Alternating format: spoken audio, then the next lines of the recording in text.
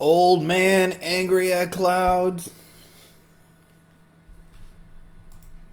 What's up, my dudes and dudettes? We are back for another week. It's been a weird week over here. I've had 3 sick kids to deal with. My mom is on life support, and I've also had a really big new client deal in the works that we're working through. And so it's been a crazy little week over here. I hope you guys are having a good time.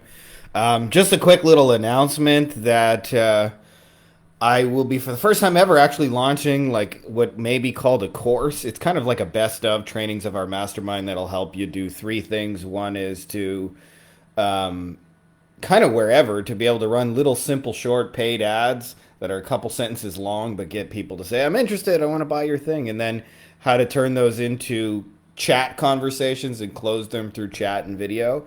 And then also all our SOPs for onboarding those people, which to me is just as actually important as setting up that relationship to win for the long term. So you guys will have a chance to get access to those.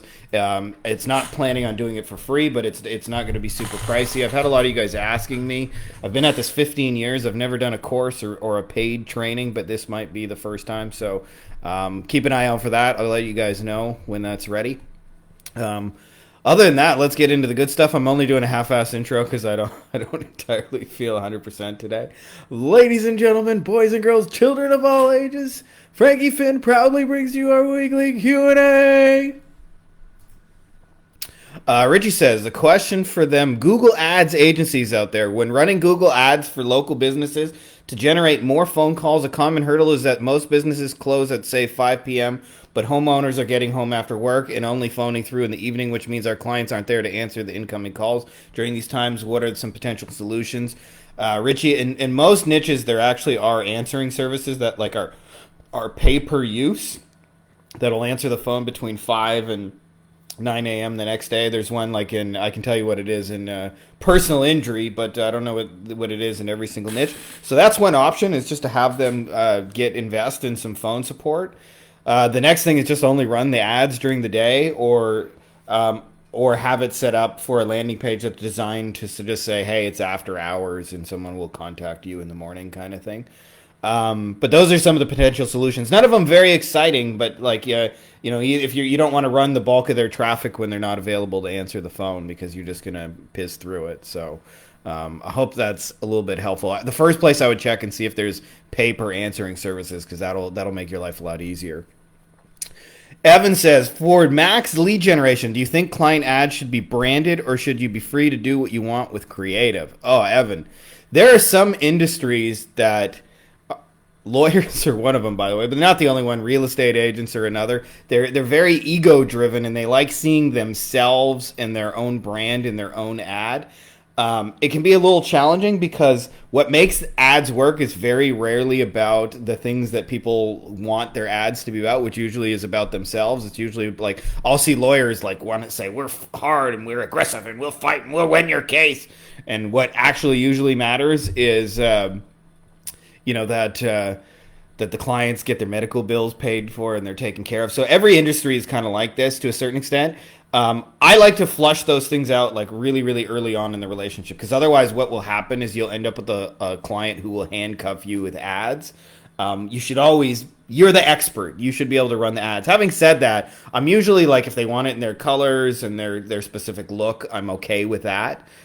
Personally, but like, don't handcuff and neuter my ads, because otherwise you'll end up with a client who will nitpick 400 things and then the ads won't work, and then you'll be the one blamed and you'll say, well, I didn't write the fucking ads, you did, because you wanted it to be my brand. So you gotta it's a fine line to walk, because otherwise you can end up like creating campaigns for clients that don't work, and then you'll get all the blame even though they wrote their own ads. So my best advice is just deal with that up front as soon as possible and find out. That's why I do a lot of first dates. I want to know right away, are you going to be cool, or are you going to be obsessed about your brand and things like that? Piesh says, good clients versus bad clients. Good clients are a breeze to work with, timely payments, no micromanagement, friendly and good-natured, understanding, generous, pay bonuses for great work. Bad clients, meager payments, even in that, they look for ways to cut it. Micromanagers always criticize, never praise for great work, always have a bad temper, not understanding, only care about themselves. I wish we had more good people and good clients in business. Life would be so much easier. Piesh, my man, took me about 10 years to figure out what actually makes a good client. And when you understand this, you can have way more good clients. I'll tell you the biggest mistake that people make universally across niches with clients is they work with one-man shows or one-woman shows and not real established businesses. That doesn't mean that everybody who has a business that's one person is bad. They're not like bad people, but they make for bad partners because they usually lack infrastructure. So like one of the first lawyers I worked with is a dude named Tony, and he was a great guy. And I remember whenever I would generate leads for Tony, which we were doing really cheap with Google AdWords at the time, I remember most of the time, I'd say about 60% of the time, he just didn't answer his phone. He couldn't. He was in court. He didn't have infrastructure. He didn't have a receptionist who could answer the phone. And the other 40% of the time, he sounded really busy and annoyed that the phone call came. And it wasn't because Tony was a bad dude. It was just he was rushing between court and would answer the phone call. And it would be like, hello, like, what do you want, kind of thing. Like, that's what it sounded like when he answered the phone. And so universally, the biggest mistake I see with people across niches is they work with one-man shows. And if you just avoid this one thing, I'll tell you, like 80% of your client headaches will disappear because obviously there's attitude things and there's other things, but so many of the challenges I see in businesses are because one-man shows are often like struggling financially. They don't have the infrastructure, and there's like a lot of other things that are working against you. If you just avoid that one thing, I promise you, your business life will get easier, and it'll force you to up level and think about actually helping real established businesses, which is backwards from how we normally think, because we normally like kind of have like a little bit of a hero complex where we want to come in and blow up a business and make them millions of dollars, but you actually want to work with businesses that already have millions of dollars and are after more millions. So I hope that helps you guys find good clients easier because it'll make your life a lot easier. Next one. This one person didn't post it anonymously. Web development agency. How do you make local businesses interested in getting a website for their business? I'll tell you. How do you get local businesses interested in a website? Well, firstly, you don't, okay? It's a misnomer to think that we make people buy shit. In truth, people buy things on their own. So a better question is to me is who's buying websites, not how do I make somebody buy a website. If you ask that question, you'll focus on the people who already spend money. I'll tell you the easiest way I found to ever sell a website. I wrote about this in the book, but there are two kinds of offers that are like directly like kind of different ideologies. One of those is what I call a replacement offer. And a replacement offer is when you have like a better mousetrap for what people are doing. So this is when you take your thing and you try and like replace an existing thing they have. So if you're doing a website, for example, in your case, and you go to them and you say, I can make you a better website, you have to replace their existing website, which means they have to agree to throw away the one they have, often firing a person in the process. Same thing, I'll see this like if they're running Facebook ads and you say, I can run better Facebook ads, or if they're running Google ads and you say, I can run better Google ads. These are all replacement offers. And what we don't think about is there's really two sales you have to make in a replacement offer. Sale number one is that you have to fire your existing person because somebody needs to be replaced. And sale number two is that I'm the right person or my company is the right company to replace them.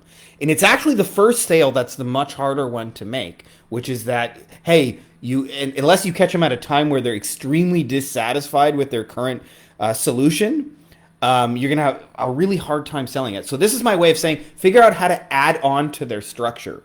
And adding on has made my life so much easier. So I see this like people selling Facebook ads have it really hard right now, but people selling messenger bots have it much easier because it adds on. It's also why like TikTok is kind of sexy because for most businesses, they're not already doing TikTok. So it's an add-on kind of thing. So what I found when selling websites that work the easiest is find a company's highest value, most specialized product or service, the thing they charge the most amount of money for, the thing they would most like to sell, and say, I would like to create a mini site for your expensive thing and help you rank that or build that. And what you'll find is it adds on. It doesn't replace. And if you focus on offering that to people who are already buying websites and you can see they've bought websites, you'll have a much easier time. So what most people try and do is say, your website sucks and I can replace it for any of these 10, 20 reasons, and it's a hard sale to make. As where if you say, hey, I was thinking about your infrastructure and like this would be a really cool add-on complementary piece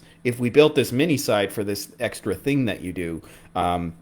You'll make your life so much easier. So that's how I would approach businesses. And then just have a set package of like, you know, if I'm doing this for dentists, like, hey, we can build you your mini site for $2,500, 10 pages or whatever it is you charge, and be up and ready in 14 days or whatever it is you require to do that. But that's how I would approach them about doing it, is offering a mini site for their specialized thing. Oscar says, how would you do a free trial and when? Okay, Oscar, this is a deep loaded question. Conventional wisdom says, never give your shit for free, always be paid up front. And I'll tell you, one of my biggest secrets is I give shit away for free. But, and this is a big but, is you want to do this strategically. So I don't just like randomly, like if I'm in the dentist niche, I don't just beg any dentist, like, please, Mr. Dentist, give me a chance to run your fucking ads and I'll bring you business. That's the wrong way to do it. Is what you want to do is like target like somebody who's a real mover and shaker and influencer in your industry, who much of the sales and marketing goes through that. We have a process, by the way, inside of the mastermind. For those of you guys who are inside of it, you can find it. For those of you guys who are interested in that, I'll send you some details on that. But it's very easy. There's 7 ways to find all the buyers in your space. And once you know what everybody's buying, you can identify like who the influencers are. And then what I do is I offer that to the influencers. Now, there's 2 ways you can win. Way number 1 is if you offer it to an influencer, way number 1 you win is they can be really happy with you and they can do a case study. So I know I follow this guy on Facebook named Justin Brook. He's a big Facebook ads guy. He did this with Russell Brunson. Said, please, Russell, I'll run your Facebook ads for free. Now, this is not random, right? Like, he's not just reaching out to any random business. He's reaching out to like a high-level influencer. Russell said, all right, let him run the ads. The ads worked. And now Russell has referred him people for like 5-10 years. And his business has blown up just from all the referrals he's gotten from Russell Brunson. So this can be done in any niche. There's a Russell Brunson-y type. There's actually hundreds of them in every single niche. The second way you win is even if Russell Brunson never refers you a single client or whoever that is in your industry, is that you could, if you make a case study out of that and then run paid ads to that case study, it will convert better than if it's just anybody, right? Like if I run an ad that says in the internet marketing space, hey, here's a campaign we ran for Russell Brunson and the results, it's already implied that I'm a high status individual and I work with the best because I'm running campaigns for Russell Brunson. So I've done this in our niche where there's a couple of like big, like top 10 law firms, and I just reached out to them, said I have this new thing, please just let me run it for you. I'll run it for free. I just want to use you as a case study. And then I run case study traffic to the video, and of course it converts because people already know who they are, they're big name, they're big influencer. So this is when it, in my opinion, when is the right time to do a free trial. Where most people get the free trial wrong is they think about it small and they just beg any dentist or any doctor who, even if they paid you, might not often be a good client to begin with. So I think about like playing chess rather than where I'm thinking 2-3 moves ahead. I'm like, I want to reach out to the big names in my industry, do something cool for them, and then use that as the basis of my paid traffic or have them become referral partners. So it's win-win either way, but that's when I think about doing stuff for free. Enrico says, contract template for pay for results. Just as Frankie says in his book, I want to deliver results first, get paid later. Is there a contract template anyone can share for this? I create high converting landing and sales pages for my clients. For the landing pages for lead generation, I want to get paid a percentage of the cost per lead that we save them. For sales pages, part of the revenue profit. Enrique, I'm probably a bad one to ask in this because I actually... and you wouldn't believe this, but I've been in the legal niche since 2015 or so, 2016 maybe, and I haven't used contracts. Everybody else I know has like these super detailed contracts, but mine are much simpler. As I just say, like, here's the expectation. Let's work together for a small period of time. If you like it, we can continue. If we don't, we don't have to. And that saved me so many headaches where I actually don't really need contracts because it's laid out very clearly who's going to do what, when it's going to get done by. I'm not saying this is the solution for everybody, but my simple thing is if I'm doing a I'm paid for results things, like that's exactly why I want to run a first date test, because I'm looking for three things in that first date. One is, your shit going to be relatively easy for me to bring results for, right? If the answer to that is no, it doesn't matter how nice and how cool you are. Second thing I'm looking for is like, are they going to pay and on time? And then, like the third thing I'm looking for is just like attitude. Like, are we a match for each other? I actually just like launched a really big pay for performance campaign. And I'll tell you, the thing that makes that the easiest is to work with companies who already have affiliate programs and just tell them I want to be paid like an affiliate, and they'll generate you links and all that. And then you don't have to like get super complicated with all of it. That's made my life a lot easier. And then you don't have to worry about like anyone paying you. It's usually done by like a computer software, right? So like, when somebody checks out and buys the thing, it automatically just sends you a, hey, you made a sale kind of thing. So that's what I found to be the easiest way to handle the whole pay for performance. But if you do a first date, you'll find out whether they're going to pay you properly and on time. And if they don't continue, right? Like that's the whole point of a first date. It's so you don't need contracts. You'll learn more working with people than you will having airtight contracts, in my experience. I'm not saying there aren't benefits to having airtight contracts, and I could probably use a few, but I hope that helps you, my man. Jack says, do any of you run YouTube ads for finding your ideal clients and driving traffic to your website, content, webinars? Jack, yes, we do. I'm actually planning on doing a paid training. I've been putting it off. I don't know why. Usually I love doing these things for you guys, but for whatever reason I put this one off. It's partly because I want to keep some of it secret for our mastermind members. Like, I don't want to spill the whole beans because, as much as I'm an abundance person, like I want some kind of like extra value behind closed doors. So I'm trying to figure out where that line is. But the way we're using YouTube, and I'll tell you, this is different than what most people are doing, is we're targeting specific channels. For those of you guys who understand my shoe buyers concept, the idea is, if you think about like your market, if you think about your product or service as like a pair of shoes in this metaphor, what most of us do metaphorically is we try and sell our shoes to people who are barefoot because it logically makes sense. And so we end up chasing people that are never going to buy shoes, that are going to spend their whole lives barefoot. And what you actually want to look for are like somebody who has a closet full of 200 pairs of shoes, that has Nikes, that has hiking shoes, that has dancing shoes, that has 4 pairs of basketball shoes, and those kind of things. And that's what you actually want to do. And so what I'm doing with YouTube ads more than anything is, if I sell Nikes, I'm catching them at the Adidas and the Reebok store and all those other stores. And you'd be amazed. There's tons of little YouTube channels.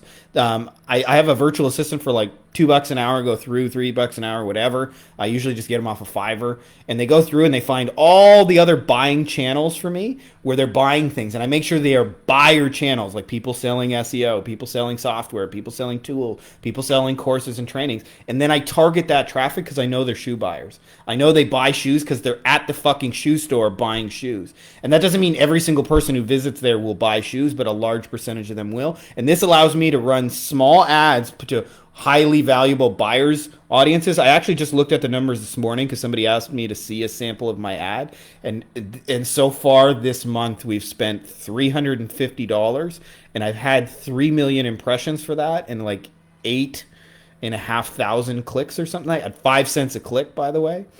So you can't beat that, but the secret of it is, to me, the targeting is knowing where the buyers are, and it actually excludes more people. And what you'll find is these little buyers channels, like nobody's trying to compete on them. So that's what's working for us with YouTube. I'm not saying it's the only strategy. There's people like Alaric Heck that are crushing YouTube ads and doing way more than I'm doing. But I'm just telling you what works for us is that we can spend a couple $100 and do massive fucking damage because we have a high degree of buyers seeing our ads, and that's made life like a whole lot easier. Roshan says, at what point in gross revenue with your agency do you find you could step out of working in the business and have some maybe 1 to 2 days off a week to work on the business and do whatever the fuck you want? I'm adding the fuck there. It is not a revenue size that will determine whether you have time off. First thing, by the way, I'll tell you, one of my mentors told me he always takes Sunday off and just spends it with his family. I found that works for me too. So otherwise, you can think about your business 24/7, all the time, every day of the week, 365 days a year, on Christmas. My mom is in the the hospital right now. Like she's on life support. She's not going to make it. It's very, very sad, and my family obviously having a hard time with it. And yet I'm still thinking about business. So it's very easy for us to be turned on. So I schedule time off on purpose. That's the first thing.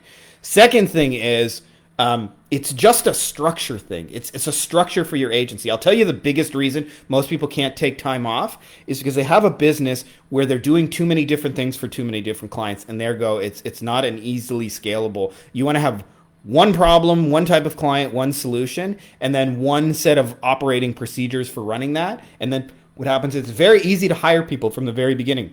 So the first client you work for, you're going to probably do everything yourself from soup to nuts. You're going to run the ads, the landing pages, the setup, or you're going to bring in like specialized help. But for the most part, it's going to be custom work. But the second time you get a client, if you do it right, it can be all based on your systems. It can be all based on your processes because you're doing the same thing for the second client that you did for the first. And so you can get out of your agency actually with client number 2 if you want to. It's just that most people don't realize. So like just to give you a little bit of my journey, there's a thing that I wrote about in the book called the 5 stages of agency growth. It starts out when it's just like you're a single solo entrepreneur. That's stage 1. Then stage 2, you eventually start hiring people and you have a small team, but you're still doing a lot of the work. Then eventually you become like a full-time manager and you're running the thing. And then you become like the manager of the managers, more like a CEO where you're telling your managers what needs to get done. And then if you want to, you're building multiple agencies. I've never really wanted to cross that bridge, but I have lots of friends who've been there.